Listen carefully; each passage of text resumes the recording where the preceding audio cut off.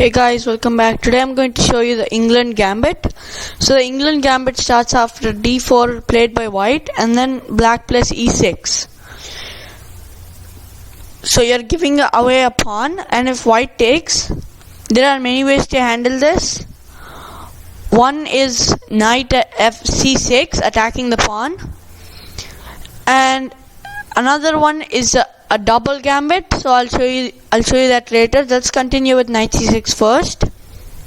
So after knight c6, there are many ways white can play. They can play knight f3, or just develop normally with knight c3 and other, or bishop c4 defending it, or e4 is also fine. This is called the Kennedy variation Nimzitsko defense.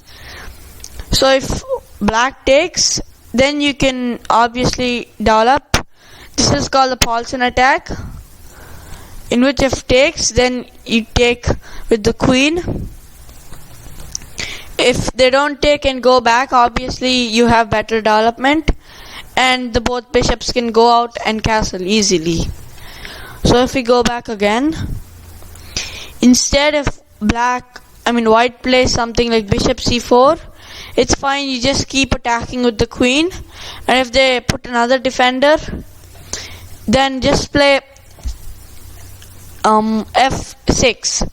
So if they take on f6, you can take with this, and it's also fine, but you have blocked in your bishop, so it's going to take a while to get that bishop out. Or instead you can normally develop, or when they come in with the protection for the bishops, then you can just attack the bishop, which comes with this, so it isn't such a good move. Instead you can also play d6, which is with a trade where you have more development than white for a sacrifice pawn. Okay, if we go back again, here if white plays knight f3, then the same attack, or you can also play normal development. This is called the Felkbecker Gambit, or you can attack it, and black can also defend with queen d5. This is called the Stockholm variation, or with bishop c4, which is the same thing that I showed. Or instead of knight f3, they can also play f4,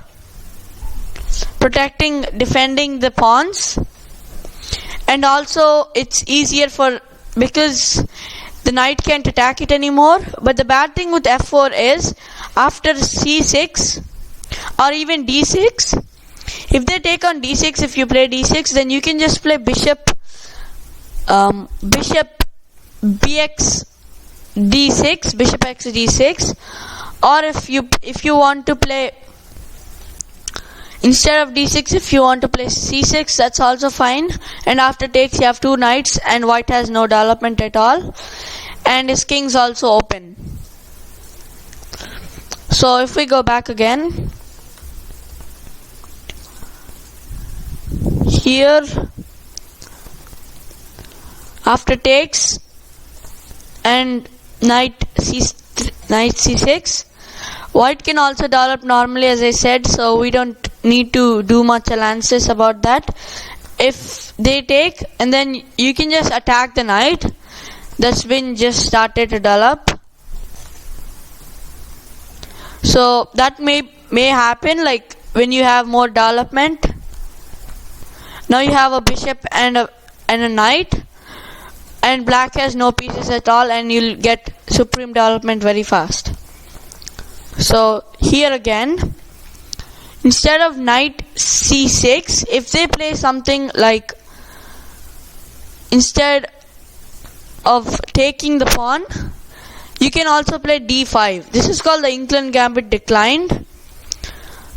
So c6 is fine, but this comes and the pawn has advanced way too far, which is pretty bad for black, because only his queen can protect that pawn. So again here, if they play something like this, the the only problem is if you take, then they're going to have faster development. So instead of taking it, I recommend just pushing, but that pawn's going to be lost anyway because not that fast. It won't be lost very fast. And also you're taking away many squares. This bishop is blocked from this diagonal, and these squares are also blocked. And this pawn is stuck there for a while. So again, instead of the declining gambit, after white takes, you can play d6. This is called the Hartlab-Charlek gambit. And after takes, you can take with the bishop or with the pawn. Taking with the bishop is better because then you'll develop the piece. So again, the gambit that I was trying to show was after this. No, actually this isn't. Yeah, so in the Englund Gambit, after that, you play f6. This is called the Solar Gambit, and this is also like the same thing, but the knight's developed now. You can also take with the queen, but taking with the pawn with the knight is better. So instead of those moves, you can also play something like d5, but obviously en passant comes, and that's also a trick to get him to take. So if they know the Hartlab-Charlek gambit, then you can all because most intermediate players like to take en passant, they'll also fall into the Hartlab-Charlek gambit again. So again, instead of that, you can also, again, the best move is knight c6, trying to get the pawn back. Or after this, you can also play d6. I mean, that's what I just showed, right? So after this, after taking, there is one gambit that I like to show, but I seem to forget. I forgot that. So that's it for today, and I'll see you next time. Bye. Hey guys, I forgot to show another trap. This is for beginners. So it starts with d4, and then in the Englund Gambit, after takes, you play bishop c5. So I'll tell you why later. Actually, it's to sacrifice the bishop. So after that, if white plays some random move, like bishop f4 is good, but the best move against this, I recommend, is knight c3. So this is for beginners. So instead of knight f3 guarding this pawn, I recommend knight c3. In one of my games, I actually played knight f3 because I didn't know about the gambit, and I actually had a great comeback. So if you play if your opponent or you plays knight f3, then after d6, if you take on d6, it's actually a very bad idea. Because it's not exactly a bad idea, but they'll play knight knight e7. And if you take that knight, it's actually a very bad idea. So first you sacrifice the bishop, as I told, and then obviously there's no other move except to take the bishop. The king has no other move. So then you actually win the queen, and you can also take. So if you reach this position, so instead they want to protect their bishop, right? So if after they go,